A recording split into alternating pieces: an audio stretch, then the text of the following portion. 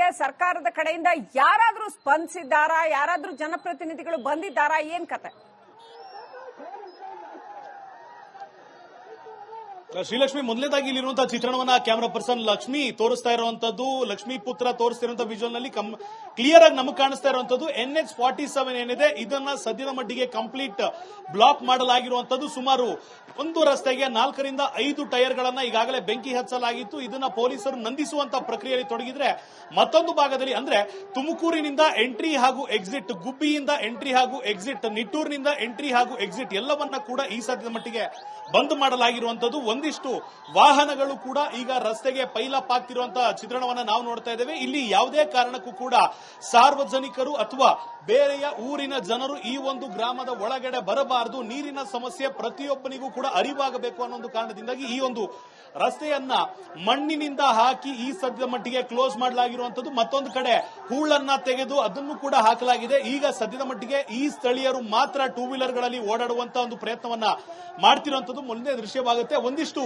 ಕಾರ್ಗಳು ಈ ಲೋಕಲ್ ನವರು ಏನಿದ್ದಾರೆ ಅವರು ಒಂದಿಷ್ಟು ರಿಕ್ವೆಸ್ಟ್ ಮಾಡಿಕೊಂಡು ಈ ಒಂದು ರಸ್ತೆಯನ್ನ ಸಾಗಬೇಕು ಅನ್ನೋ ಕಾರಣದಿಂದಾಗಿ ದಾರಿಯನ್ನ ಮಾಡಿಕೊಂಡು ಬರ್ತಿದ್ದಾರೆ. ಕ್ಲಿಯರ್ ಆಗಿ ಕಾಣ್ತಿರುವಂತ ಮತ್ತೊಂದು ದೃಶ್ಯ ಏನಂದ್ರೆ ಈ ಇಡೀ ರಸ್ತೆಗೆ ಟೈರ್ ಗಳ ಜೊತೆಗೆ ಒಂದಿಷ್ಟು ಆಯಿಲ್ ಅನ್ನ ಕೂಡ ಹಾಕಲಾಗಿರುವಂತದ್ದು. ಕಾರಣ ಏನಂತ ನೋಡಿದಾಗ ಬೆಂಕಿಯನ್ನ ಪೊಲೀಸರು ನಂದಿಸುವಂತ ಸಾಧ್ಯತೆ ಇರೋದ್ರಿಂದ ಯಾವುದೇ ಕಾರಣಕ್ಕೂ ಕೂಡ ಅದನ್ನು ನಂದಿಸಬಾರದು ಅನ್ನೋದು ಹಿನ್ನೆಲೆಯಲ್ಲಿ ಈಗ ಅಲ್ಲಿ ಆಯಿಲ್ ಅನ್ನ ಚೆಲ್ಲಾಗಿರುವಂತದ್ದು ದೃಶ್ಯದಲ್ಲಿ ಗಮನಿಸ್ತಾ ಇದ್ದೇವೆ. ಆ ಒಂದು ಬೆಂಕಿ ಹಚ್ಚಿದ ಟೈರ್ ಗಳನ್ನ ಪೊಲೀಸರು ಈಗ ನೀರನ್ನ ಹಾಕಿ ಮಣ್ಣನ್ನ ಹಾಕಿ ಮುಚ್ಚುವಂತ ಪ್ರಯತ್ನವನ್ನ ಮಾಡ್ತಿರುವಂತದ್ದು ಒಂದು ಭಾಗದ ದೃಶ್ಯವಾದ್ರೆ, ಮತ್ತೊಂದು ಭಾಗದ ದೃಶ್ಯವನ್ನ ಕ್ಯಾಮರಾ ಪರ್ಸನ್ ಲಕ್ಷ್ಮಿ ತೋರಿಸ್ತಾ ಇದ್ದಾರೆ. ಇಲ್ಲಿ ನಾವೇನು ಈ ಒಂದು ಭಾಗವನ್ನ ತೋರಿಸ್ತಾ ಇದ್ದೇವೆ, ಕೇವಲ 50 ಮೀಟರ್ ದೂರದಲ್ಲಿ ಇಲ್ಲಿರುವಂತಹ ಬಸ್ಗಳೇನಿದ್ದಾವೆ ಸಾರ್ವಜನಿಕರನ್ನ ಒಂದು ಊರಿನಿಂದ ಮತ್ತೊಂದು ಊರಿಗೆ ಕರೆದುಕೊಂಡು ಹೋಗ್ತಿದ್ದಂತ ಬಸ್ಗಳನ್ನ ಈಗ ತಡೆ ಹಾಕಲಾಗಿದೆ. ಪೊಲೀಸರ ವಾಹನವನ್ನ ರಸ್ತೆಗೆ ಅಡ್ಡಲಾಗಿ ಹಾಕಲಾಗಿದೆ. ಇಡೀ ಪ್ರತಿಭಟನೆಯಲ್ಲಿ ತೊಡಗಿರುವಂತಹ ಅಷ್ಟು ರೈತರನ್ನ ವಶಕ್ಕೆ ಪಡೆಯಲಾಗಿದೆ.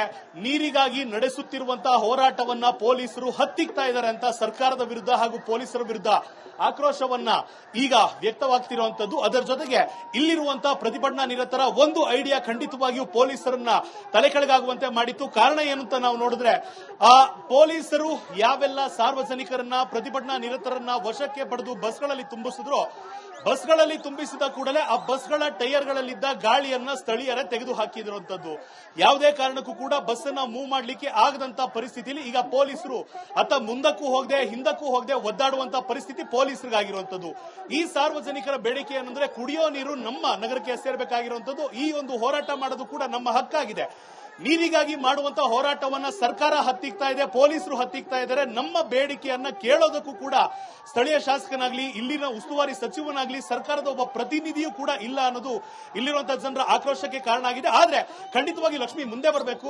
ಇಲ್ಲಿರುವಂತಹ ಸಾರ್ವಜನಿಕರ ಬೇಡಿಕೆ ಒಂದೇ ಇರುವಂತದ್ದು, ನಮ್ಮ ನೀರು ನಮ್ಮ ಹಕ್ಕು, ನಾವು ಬದುಕಬೇಕು. ನಾವು ಬದುಕೋದ್ರ ಜೊತೆಗೆ ಇನ್ನೊಂದಿಷ್ಟು ಜನ ಬದುಕಿದ್ರು ಕೂಡ ಸಮಸ್ಯೆ ಇಲ್ಲ. ಆದ್ರೆ ಕೆನಲ್ನ ಮಾರ್ಗವಾಗಿ ನೀರನ್ನ ರಾಮನಗರಕ್ಕೆ ತೆಗೆದುಕೊಂಡು ಹೋದಲ್ಲಿ ಈ ಒಂದು ಚಾನೆಲ್ನ ಸುತ್ತಮುತ್ತ ಬದುಕಬೇಕಾದ ಜನಗಳ ಪರಿಸ್ಥಿತಿ ಏನು? ಖಂಡಿತವಾಗಿಯೂ ಸರ್ಕಾರ ಇದಕ್ಕೆ ಕಿವಿಗೊಡಲೇಬೇಕಾಗುತ್ತೆ.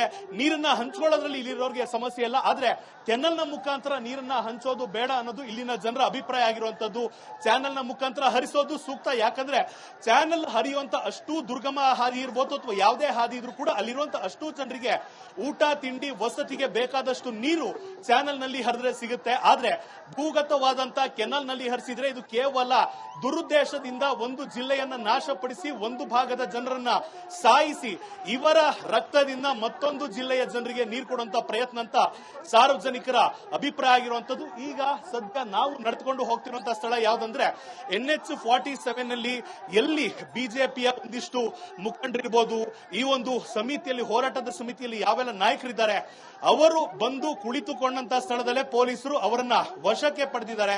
ಅಲ್ಲೇ ಸೇರಿರುವಂತ ಜೆಡಿಎಸ್ ಇರ್ಬೋದು, ಬಿಜೆಪಿ ಇರ್ಬೋದು, ಸ್ಥಳೀಯ ಮುಖಂಡರಿರ್ಬೋದು, ಪಂಚಾಯಿತಿಯ ಮುಖಂಡರಿರ್ಬೋದು, ಸ್ಥಳೀಯ ಕೃಷಿಕರಿರ್ಬೋದು, ಎಲ್ಲರನ್ನ ವಶಕ್ಕೆ ಪಡೆದ ಪೊಲೀಸರ ವಿರುದ್ಧ ತಮ್ಮ ಆಕ್ರೋಶವನ್ನ ಹೊರಹಾಕೋದಕ್ಕೆ ಸ್ಥಳೀಯರು ಈ ಸದ್ಯದ ಮಟ್ಟಿಗೆ ಈ ಒಂದು ರಸ್ತೆಯನ್ನ ಬ್ಲಾಕ್ ಮಾಡಿದ್ದಾರೆ, ಹೆದ್ದಾರಿಯನ್ನ ಬ್ಲಾಕ್ ಮಾಡಿದ್ದಾರೆ. ನೀರಿನ ವಿಚಾರದಲ್ಲಿ ನಾವು ಅನುಭವಿಸುತ್ತಿರುವ ಸಮಸ್ಯೆ ಎಲ್ಲರಿಗೂ ಗೊತ್ತಾಗಬೇಕು ಅನ್ನೋ ನಿಟ್ಟಿನಲ್ಲಿ ಈ ಒಂದು ಕ್ರಮವನ್ನ ಮುಂದೆ ತಗೊಂಡಿರುವಂತದ್ದು.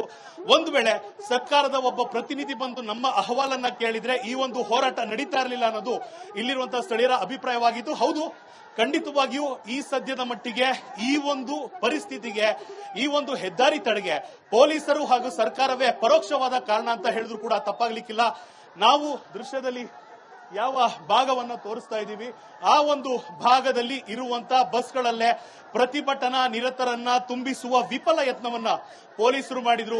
ಒಂದಿಷ್ಟು ಖಾವಿದಾರಿಗಳು ಅನ್ನೋದಕ್ಕಿಂತ ಮಠಮಾನ್ಯದ ಮುಖಂಡರು ಕೂಡ ಬಂದಿರುವಂತದ್ದು, ಅವರು ಕೂಡ ಈ ಒಂದು ಹೋರಾಟದಲ್ಲಿ ಪಾಲ್ಗೊಳ್ತಾ ಇರುವಂತದ್ದು. ಸೊ ಇದು ಕೇವಲ ರಾಜಕೀಯದ ಹೋರಾಟವಲ್ಲ, ಬದಲಾಗಿ ಜೀವಜಲದ ಹೋರಾಟ ಅಂತ ನೇರವಾಗಿ ಇಲ್ಲಿರುವ ಜನರನ್ನ ನಾವು ನೋಡಿದಾಗ ಅರ್ಥ ಆಗ್ತಾ ಇರುವಂತದ್ದು. ಲಕ್ಷ್ಮೀಪುತ್ರ ರಸ್ತೆಯ ಮತ್ತೊಂದು ಭಾಗಕ್ಕೆ ನಡೆದುಕೊಂಡು ಹೋಗ್ತಾ ಇದ್ದೇವೆ. ಇಲ್ಲಿರುವಂತಹ ಚಿತ್ರಣ ಮತ್ತೊಂದು ರೀತಿ ವಿಭಿನ್ನವಾಗಿದೆ.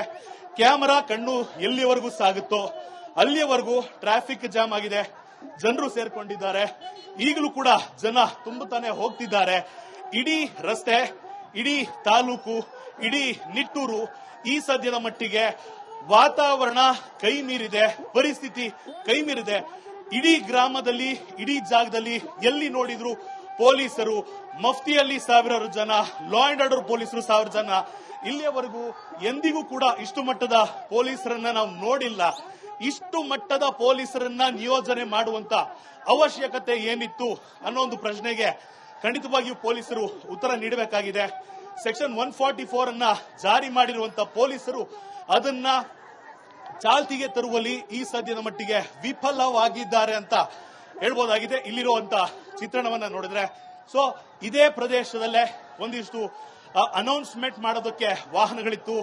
ಯಾರು ಕೂಡ ಎದೆಗುಂದಬಾರದು, ಬದಲಾಗಿ ಈ ಹೋರಾಟವನ್ನ ಪೊಲೀಸರು, ಸರ್ಕಾರ ಎಷ್ಟೇ ಹತ್ತಿಕ್ಕುವಂತ ಪ್ರಯತ್ನ ಮಾಡಿದ್ರು ನಮ್ಮ ಹೋರಾಟವನ್ನ ಮುಂದುವರಿಸಬೇಕು ಅಂತ ಏನು ಮಾತುಗಳನ್ನಾಡಿ ಈ ಸದ್ಯದ ಮಟ್ಟಿಗೆ ಈ ಪ್ರದೇಶದಲ್ಲಿ ನಡೀತಾ ಇದ್ದ ಪ್ರತಿಭಟನೆಯನ್ನ ಕೆನಲ್ ಕೆಲಸ ಎಲ್ಲಿ ನಡೀತಾ ಇದೆ ಅಲ್ಲಿಗೆ ತೆಗೆದುಕೊಂಡು ಹೋಗ್ತಿರುವಂತಹ ಕೆಲಸವನ್ನ ಇಲ್ಲಿರುವಂತಹ ಸ್ಥಳೀಯರು, ಕೃಷಿಕರು ಮಾಡ್ತಿರುವಂತದ್ದು. ಶ್ರೀಲಕ್ಷ್ಮಿ, ಅಭಿಷೇಕ್, ಅಲ್ಲಿ ಜನರನ್ನ ಮಾತಾಡಿಸಿ, ರೈತರನ್ನ ಮಾತಾಡಿಸಿ, ಅವರ ಆಕ್ರೋಶ ಏನು ಅನ್ನೋದನ್ನ ಕೇಳಿಸ್ಕೊಳ್ಳೋಣ. ರೈತರನ್ನ ಮಾತಾಡಿಸಿ, ಜನರನ್ನ ಮಾತಾಡಿಸಿ, ಸ್ಥಳೀಯರನ್ನ ಮಾತಾಡಿಸಿ.